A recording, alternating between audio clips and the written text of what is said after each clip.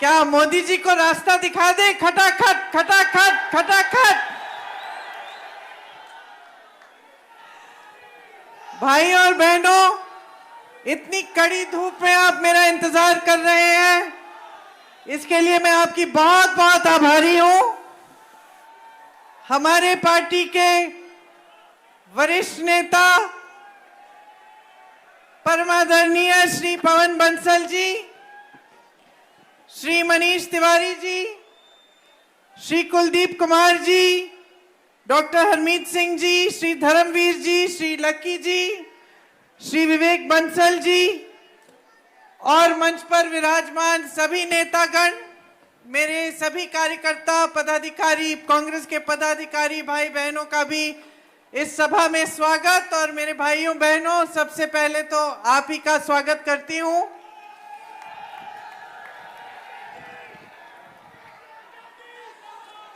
ये वो शहर है जिसको पंडित नेहरू जी ने एक बार लोकतंत्र का प्रतीक कहा था।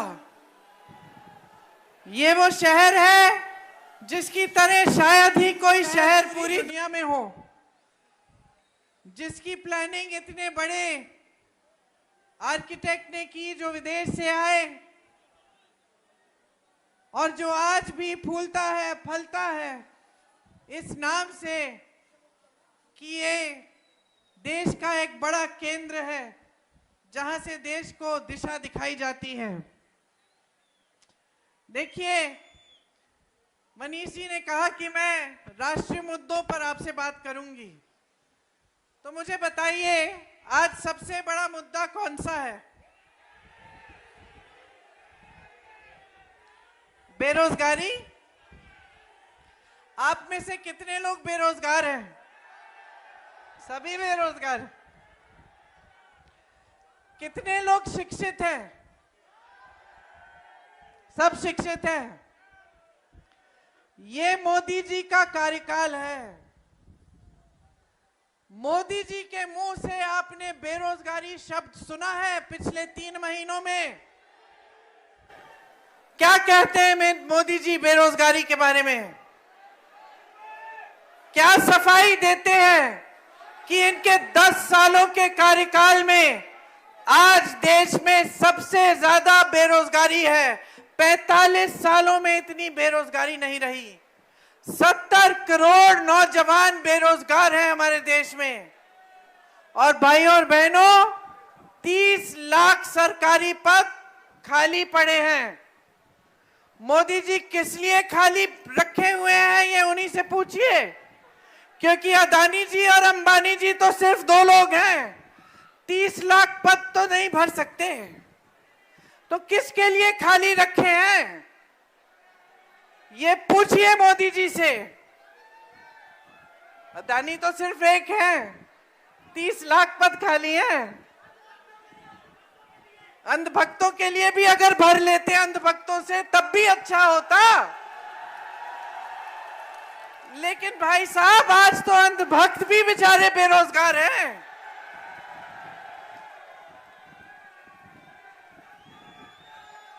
दूसरा सबसे बड़ा राष्ट्रीय मुद्दा कौन सा है? पहला बेरोजगारी, दूसरा कौन सा है? महंगाई। मेरी बहनें खड़ी हैं, इनसे पूछिए, दुकान जाती है तो खाली हाथ वापस आती हैं कि सारा सामान खरीद के आती हैं? मोदी जी के मुंह से ये शब्द निकलते हुए सुना है आपने 3 महीनों में, जब से प्रचार शुरू हुआ है? सुना है? मोदी जी कहते हैं महिलाओं का सशक्तिकरण, कहते हैं कि हमने 33% आरक्षण दे दिया महिलाओं को। ये सब कहते हैं ना, कहते हैं कि महिला की सुरक्षा के बारे में वो बात करते हैं। महंगाई की बात करते हैं? आज तक महंगाई की बात नहीं की है। जब सिलेंडर 400 रुपए का था तो सड़क पे कौन आया था? मोदी जी की मंत्री, पूरी भाजपा सड़क पे आई थी, सिलेंडर के पे बैठकर मीडिया से बातें की थी। आज सिलेंडर कितने का है? 1200 रुपए का सिलेंडर है और मोदी जी की बोलती एक लफ्ज नहीं निकल रहा है उनके मुंह से। महिलाओं की सशक्तिकरण की बात करते हैं बहनों, जब जब महिला पर अत्याचार होता है मोदी जी चुप रहते हैं, मुंह फेर लेते हैं अपना, या फिर जिसने अत्याचार किया है उसकी रक्षा करते हैं। हाथरस में ऐसा हुआ, उन्नाव में ऐसा हुआ, मणिपुर में ऐसा हुआ, कर्नाटक में तो मंच पे आ गए। जिसने अत्याचार किया था 200 महिलाओं के साथ, उनके साथ मंच पे आ गए और कहा कि इनके लिए वोट दोगे तो मोदी को वोट मिलेगा। आरक्षण की बात की, क्या हुआ?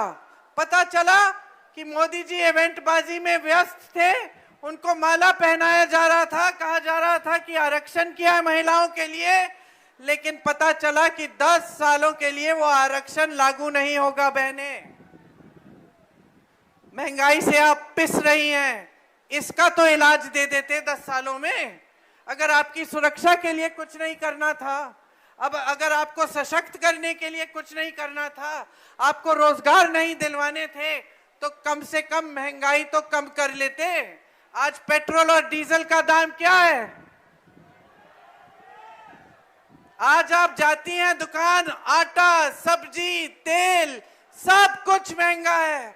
आपको फीस भरनी पड़ती है अपने बच्चों के लिए, मुश्किल होती है, घबराहट होती है। घर में कोई बीमार पड़ता है, घबराहट होती है कि किस तरह इलाज कराएंगे। बच्चा बड़ा हो रहा है, उसको शिक्षित करना है, ट्यूशन की फीस भरनी है, घबराहट होती है। कर्ज लेते हैं लोग, कर्ज में डूबते हैं। आज का किसान क्या कर रहा है? कमा नहीं पा रहा है। ये तीसरा मुद्दा है राष्ट्रीय, कि आज खेती से किसान कमा नहीं पा रहा है, उसकी कमाई खत्म हो गई है। हर खेती के सामान पर क्या डाला है मोदी जी ने? जीएसटी डाल दी है। हर सामान पर जीएसटी डाला है, ताकि हर सामान महंगा हो गया है। खाद समय पे नहीं मिलता, नुकसान होता है तो भुगतान नहीं मिलता, सब कुछ महंगा हो गया है। किसान कमा नहीं पा रहा है। किसान आत्महत्या करता है 1 लाख रुपए के लिए, 50,000 रुपए के लिए, 2 लाख रुपए के लिए, और मोदी जी माफ करते हैं किसके लोन? 22 खरबपतियों के 16 लाख करोड़ रुपए मोदी जी माफ करते हैं। देश के किसान के लिए 1 रुपया माफ नहीं करते मोदी जी। मोदी जी से पूछिए किसानों की क्या समस्या है, मुंह बंद, कुछ नहीं बोलेंगे। जानते हैं क्यों? क्योंकि 10 सालों में उन्होंने कष्ट नहीं किया है ये पता करने का कि किसानों का इस देश में क्या कष्ट है। 10 सालों में एक बार किसी किसान के साथ खेती में नहीं दिखे हैं ये पूछते हुए कि आपकी समस्या क्या है। आप ये जो बहा रहे हो अपना पसीना रोज रोज, ये जो मेहनत कर रहे हो, इससे जो तुम्हारी कमाई, आपकी कमाई खत्म हो रही है, इसके बारे में मोदी जी आपसे पूछते नहीं हैं। एक बार किसी गरीब के घर में नहीं जाते, किसी गरीब से नहीं पूछते कि तुम सुबह उठते हो, नौकरी ढूंढने जाते हो, तुम्हें दिहाड़ी कितनी मिलती है। मोदी जी को यह भी नहीं पता कि अगर 2-3 दिन की दिहाड़ी नहीं मिलती तो आज देश का जो श्रमिक है भूखा सोता है, उसके बच्चे भूखे सोते हैं। यह भी नहीं मालूम है मोदी जी को।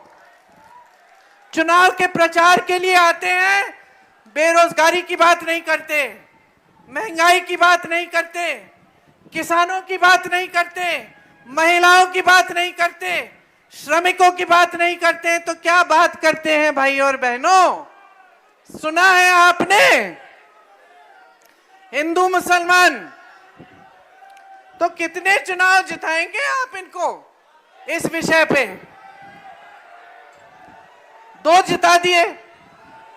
पहला चुनाव जिताया, इसी विषय पे जिताया, लेकिन ऊपर से मोदी जी कह रहे थे कि 15 लाख मिल जाएंगे, आपके खाते में पैसे आ जाएंगे, काला धन देश में आ जाएगा, ये मोदी कहते थे ना मोदी जी। और मोदी जी क्या कहते थे कि हम 2 करोड़ रोजगार दिलवाएंगे। ये 10 साल पहले की बात कर रही हूं भाई और बहनों। और मोदी जी क्या कहते थे? क्या कहते थे?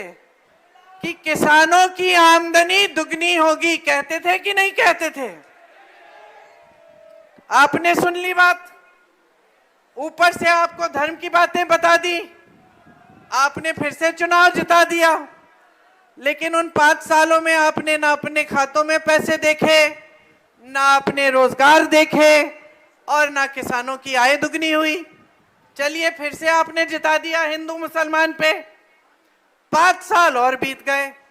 अब मोदी जी कहने लगे सबका विकास, सबका साथ, सबका विकास। विकास हुआ आपका?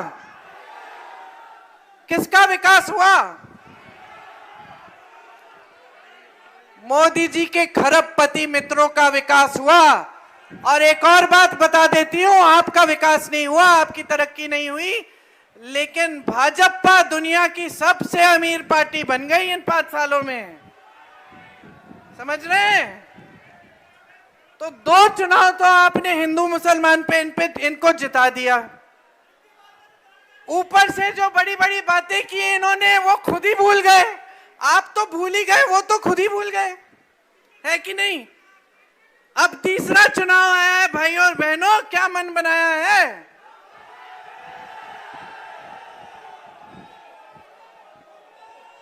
अब सुन लीजिए, बढ़िया बात क्या है। पहले तो 10 सालों से ज्यादा, मेरे ख्याल से 15 सालों से तो मोदी जी आपको कह रहे हैं कि कांग्रेस पार्टी धर्म विरोधी पार्टी है। कह रहे हैं कि नहीं? हिंदू विरोधी पार्टी है, धर्म विरोधी पार्टी है, इसके नेता ऐसे हैं वैसे, कहते कि नहीं? कहते हैं। अब आप मुझे बताइए, कांग्रेस पार्टी के सबसे बड़े नेता कौन थे? महात्मा गांधी जी। महात्मा गांधी जी थे कि नहीं? हमारे आजादी का जो आंदोलन था, महात्मा गांधी सबसे बड़े नेता थे। वो आंदोलन किसकी सीख पे चला? भगवत गीता की सीख पे, सत्य और अहिंसा के आधार पर। हमारे हिंदू धर्म के आधार पर जो हजारों साल पुरानी सीख थी, सारे गुरुओं, सारे महात्माओं की सीख थी, सत्य के पथ पर चलो, अहिंसा से काम लो, हिंसा मत करो, और ईमानदारी और प्रेम से सबके सामने पेश आओ। ये कौन से धर्म की सीख है? ये हमारे हिंदू धर्म की हजारों साल पुरानी सीख है। इसी के आधार पर हमारा पूरा स्वतंत्रता आंदोलन चला। महात्मा गांधी जी को जब नथुराम गोडसे जी ने गोली मारी, तो महात्मा गांधी जी के मुंह से कौन से शब्द निकले?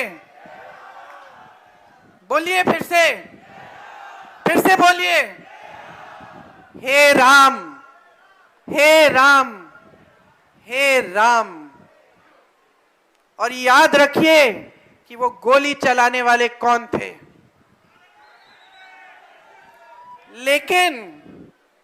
लेकिन असली बात तो ये है भाई और बहनों कि मोदी जी ने खुद पिछले हफ्ते एक इंटरव्यू दिया, और उस इंटरव्यू में क्या बोल गए? वाराणसी गए थे अपने संसदीय क्षेत्र में, कभी कभी जाना होता है, कभी कभी। फिक्र मत करिए, वहां भी किसी के गरीब के घर में नहीं गए, वहां भी किसी गांव में नहीं गए। हाँ, फोटो खिंचवाने अच्छी साफ सुथरी जगह में गए हैं, जहां बाकी लोग नहीं घुस पाए। साफ सुथरी जगह में इंटरव्यू देने गए। क्या बोला मोदी जी ने? मोदी जी ने ये बहुत अनोखी बात बोली कि अगर मैं हिंदू मुसलमान करता तो मैं प्रधानमंत्री पद के लायक नहीं होता। ये मोदी जी ने बात कही है। आपने तो 2 चुनाव में इसी आधार पर वोट डाल दिया मोदी जी को। अब मोदी जी 10 साल बाद खंडन कर रहे हैं कि भाई ये मेरी विचारधारा ही नहीं है, ये मेरी राजनीति ही नहीं है, ये मेरी नीतियां ही नहीं है। खुद खंडन कर डाला।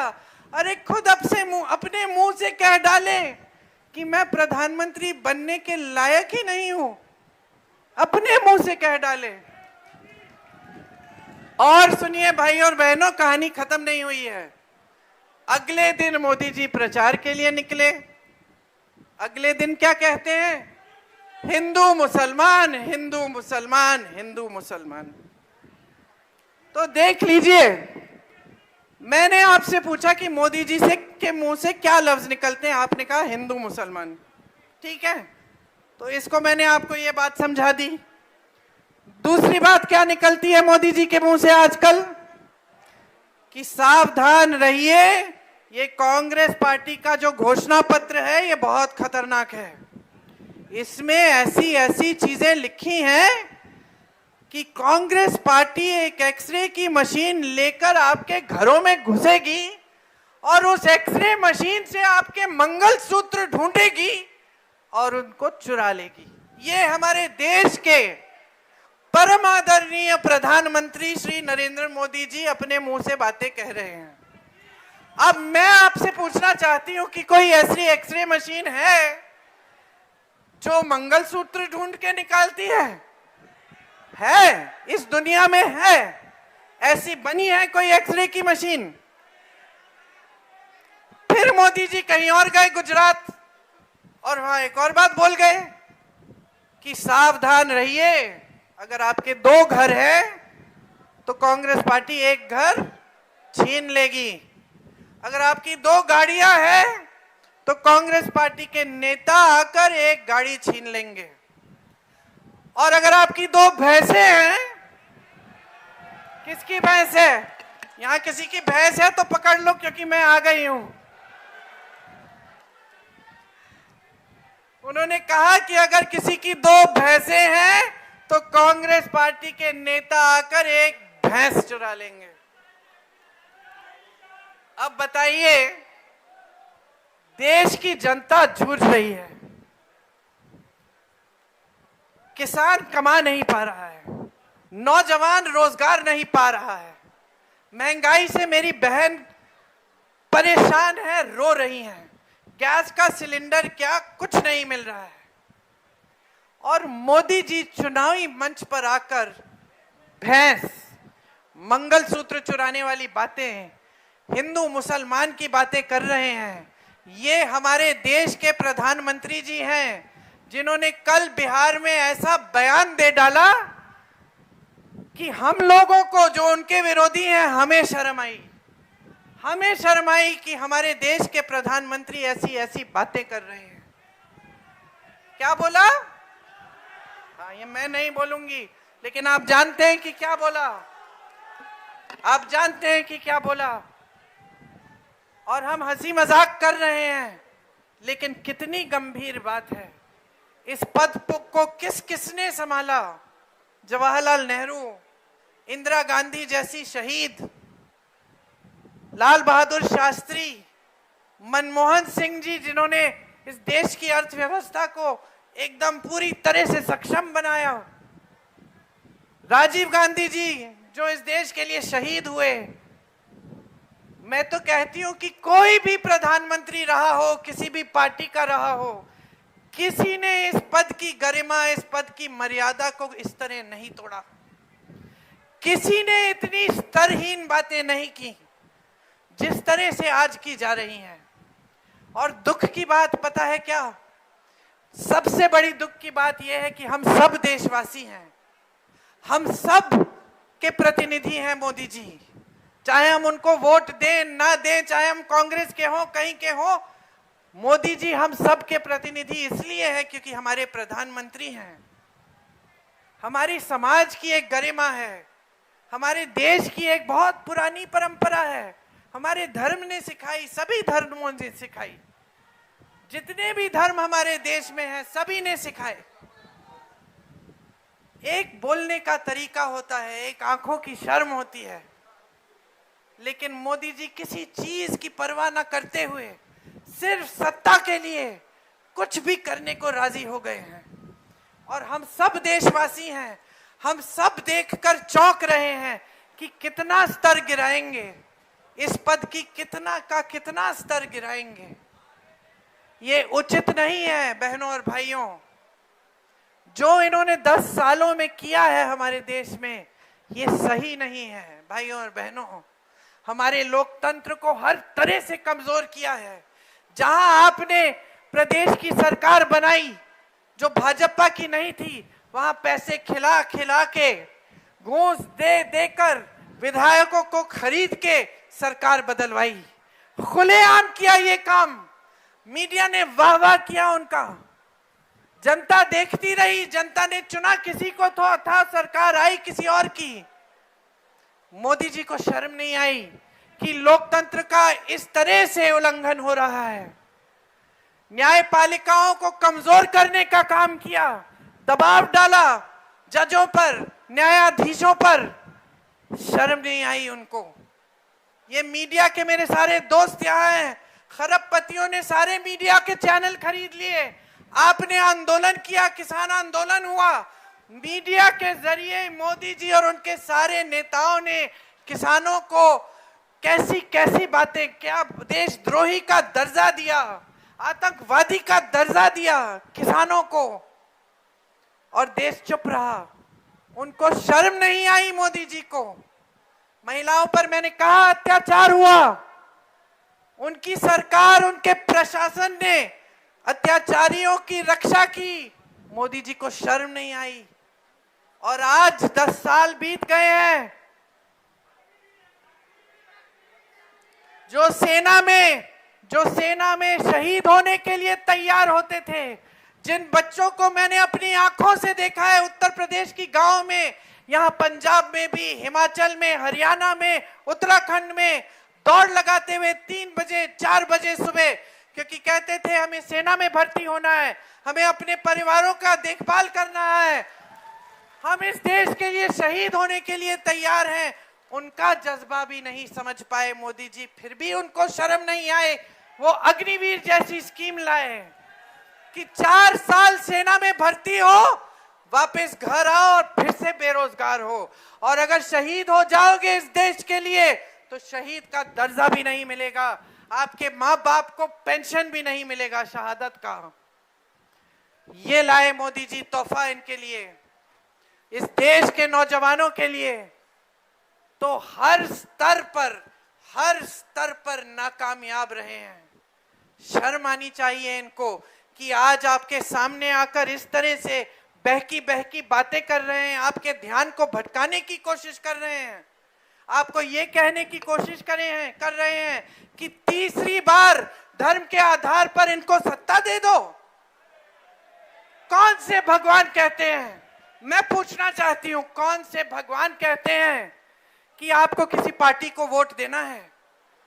इस देश में जितने भी धर्म हैं, हिंदू धर्म से शुरुआत है, हिंदू धर्म, सिख धर्म, मुसलमान धर्म, सारे धर्म इस देश में जितने भी धर्म हैं, सभी एक बात कहते हैं, ईमानदारी से अपना जीवन जियो, सत्य के पथ पर चलो, एक दूसरे से प्रेम की भावना रखो, इस देश को एकजुट रखो।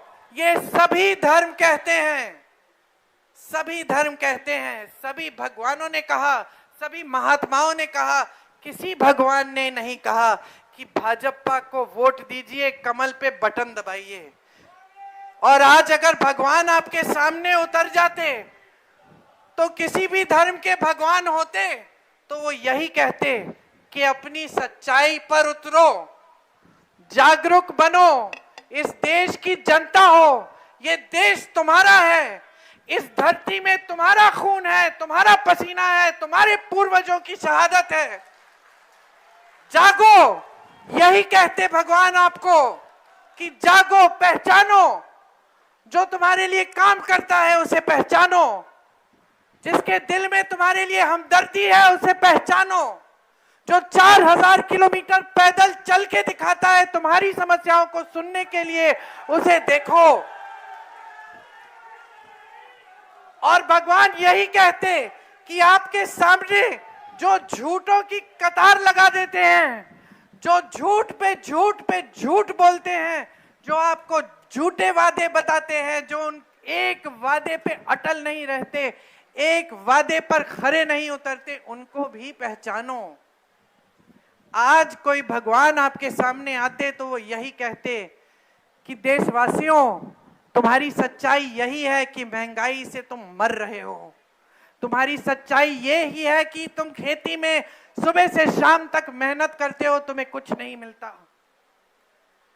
कहते देशवासियों, तुम्हारी सच्चाई यही है कि तुम शिक्षित हो, बीएससी पास हो, बीटेक पास हो, एमएससी पास हो, तुम्हें रोजगार नहीं मिल रहा, कि तुम महिला हो, तुम्हें कहीं सुरक्षा नहीं मिल रही, तुम्हें सक्षम बनाने की कोई योजना नहीं है, तुम्हें घबराहट हो रही है कि तुम्हारे बच्चे बड़े होकर क्या करेंगे जब रोजगार ही नहीं है।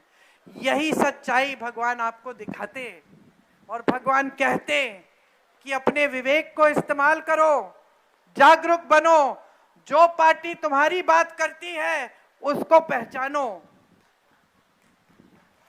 तुम्हारी सच्चाई क्या है वही देश की सच्चाई है। ये टीवी पे दिखने वाली सच्चाई नहीं है, ये बड़े बड़े इवेंट नहीं है, ये जो दुनिया भर से प्रधानमंत्री और राष्ट्रपति आकर मोदी जी की तारीफ हर रोज करते हैं, ये आपकी सच्चाई नहीं है। सच्चाई वही है जो आप जान रहे हैं सुबह से शाम तक, उस सच्चाई पर उतरो। आज कांग्रेस पार्टी आपके सामने, कांग्रेस पार्टी के एक एक नेता आपके सामने आकर आप ही के काम की बात करते हैं। हमारी गारंटी है, और हम गारंटी क्यों कहते हैं इन्हें, क्योंकि जहां जहां हमारी प्रदेश की सरकारें हैं वहां हम करके दिखा रहे हैं। कर्नाटका और तेलंगाना में मेरी बहनों, हर गरीब परिवार की सबसे बड़ी महिला के खातों में आज 2000 रुपए हर महीने जा रहे हैं। और कांग्रेस पार्टी कह रही है कि केंद्र में हमारी सरकार बनेगी तो 8500 रुपए हर महीने आपके खातों में भी डाले जाएंगे।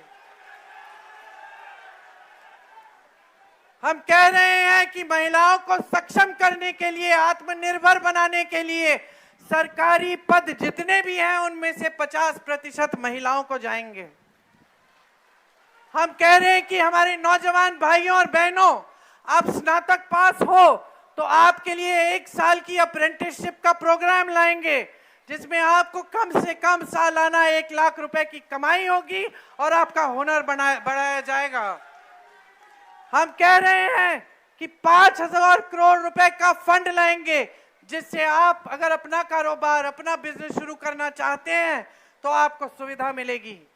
ये जो 30 लाख पद मोदी जी ने शायद अंबानी जी और अडानी जी के लिए खाली रखे हैं, ये हम भर के दिखाएंगे आपको।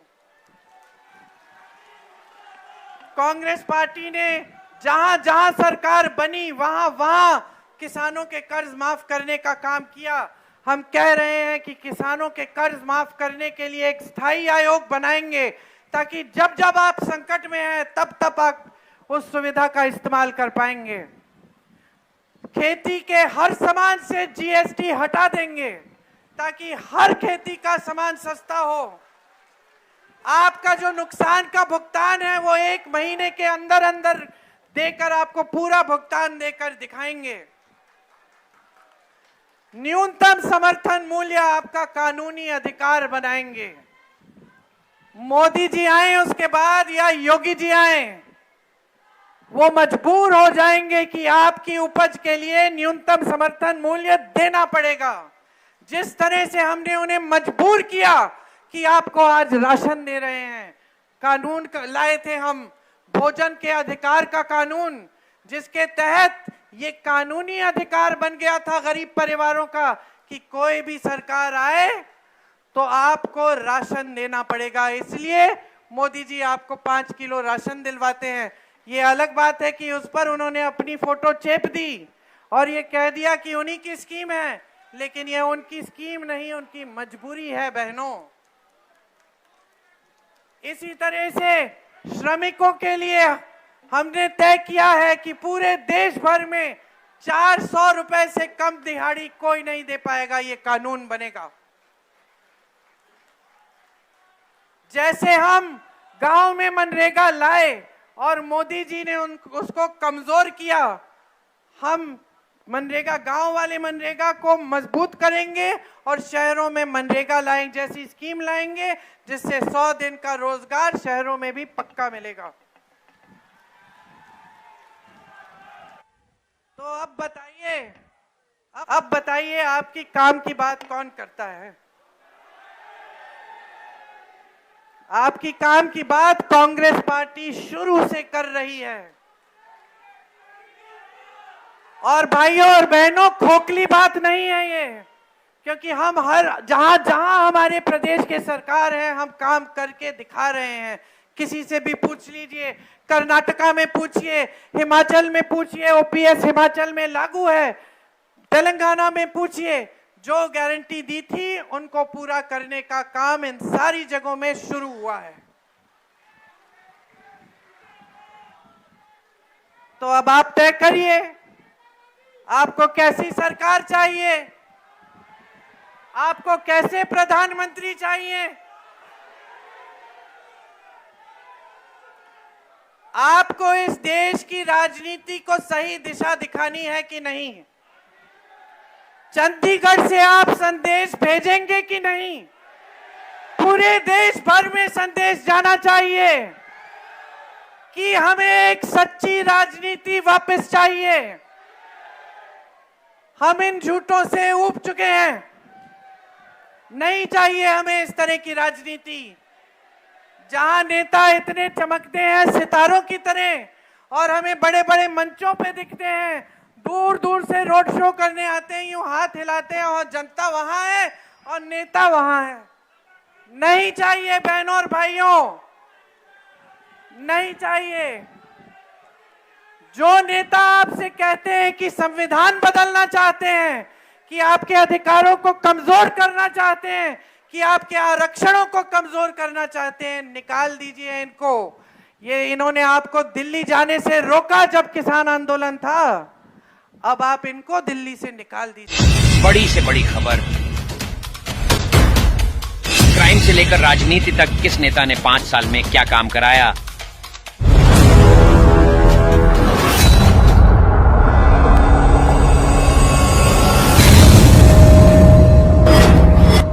मिलेगी सबसे पहले हर खबर चेंजिंग फ्यूचर न्यूज पर, जो बदलेगा आपका